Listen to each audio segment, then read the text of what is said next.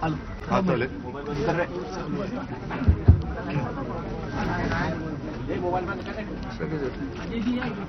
महाराष्ट्राच्या विधिमंडळाचं हे अधिवेशन महाराष्ट्राच्या उपराजधानीमध्ये सुरू आहे.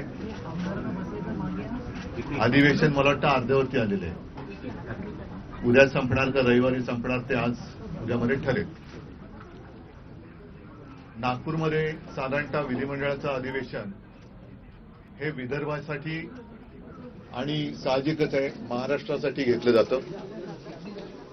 सोमवारपासून हे अधिवेशन सुरू झालं. आजपर्यंत म्हणजे आज गुरुवार आणि अधिवेशन तसं म्हटलं तर मी म्हटलं जे सांगितलं की मध्यवर्ती आले.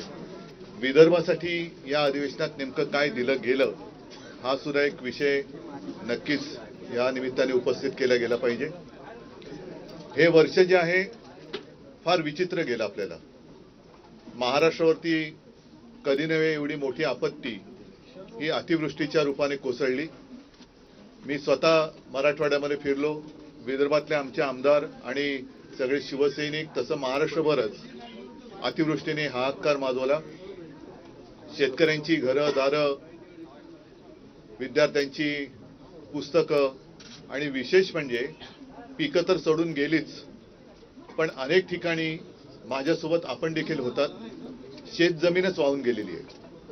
आणि मग त्याच्यानंतर मुख्यमंत्र्यांनी एक भलं मोठं पॅकेज असा एक गोंडस शब्द देऊन एक रक्कम घोषित केली. त्या पॅकेजचं पुढे काय झालं का त्या पॅकेजचं पण ठिबक सिंचन झालंय हे कळायला काय मार्ग नाहीये.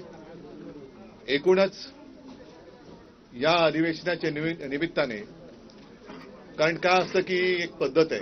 पहिला अर्थसंकल्प येतो, मग मागण्या पुरवण्या मागण्या, मग त्याच्यात आणखीनच्या मागण्या, 75,000 कोटीच्या मागण्या कुठून आणणार, कोणाला देणार, राज्यावरती 9 लाख कोटींचं कर्ज आहे.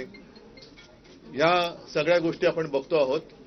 पण एक मुद्दा मला या अधिवेशनाच्या निमित्ताने उपस्थित करायचा आहे.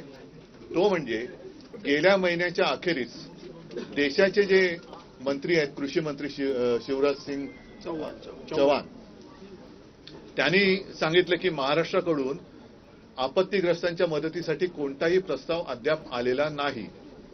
आणि हे राज्य सरकारचं बिंग त्यांनी फोडल्यानंतर घाईघाईने शेवटच्या आठवड्यात एक प्रस्ताव केंद्राकडे पाठवला असं जाहीर करण्यात आलं. आम्हाला आता जाणून घ्यायचंय की हा नेमका प्रस्ताव काय गेलेला आहे, किती रकमेचा गेलेला आहे, त्यातून कोणाला मदत होणार आहे. राज्य सरकारला मी पण आहेच विधिमंडळामध्ये, आपण भाग पडलं पाहिजे की हा राज्याच्या मदतीसाठी जर का आपण प्रस्ताव पाठवला असेल तर तो पटलावरती ठेवला गेला पाहिजे.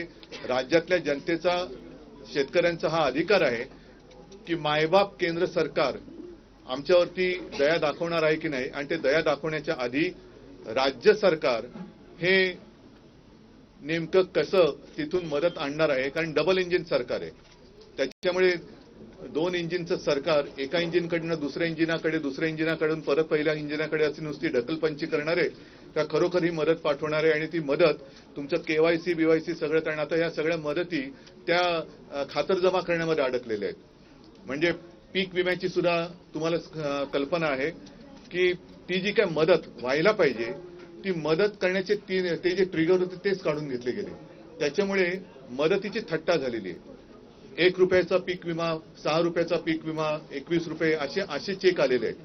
मग हे जी शेतकऱ्याची थट्टा करणाऱ्या कंपन्या आहेत त्याच्यावरती सरकार कारवाई करणार आहे का, आणि असे अनेक प्रश्न आहेत. या प्रश्नाच्या निमित्ताने हे अधिवेशन जे सुरू आहे त्याच्यामध्ये सरकारकडनं जनतेला उत्तरे मिळाली पाहिजेत. कारण प्रश्न विचारले जातात, व्यथा मांडल्या जातात, राज्याच्या किंवा जनतेची गाऱ्हाणी इकडे मांडली जातात, पण नुसती वेळ मारून नेली जाते. हा आतापर्यंतचा अनुभव आहे. त्याच्यामुळे या अधिवेशनात याच्यावरती काय उत्तर मिळते आणि कार्यवाही दोन्ही काय होणार आहे त्याच्याकडे सगळ्यांचं लक्ष आहे. आणखीन अनेक विषय आहेत, पण पहिलं आपण जर काही प्रश्न असतील तर विचार, मी त्याच्यावरती बोलतो.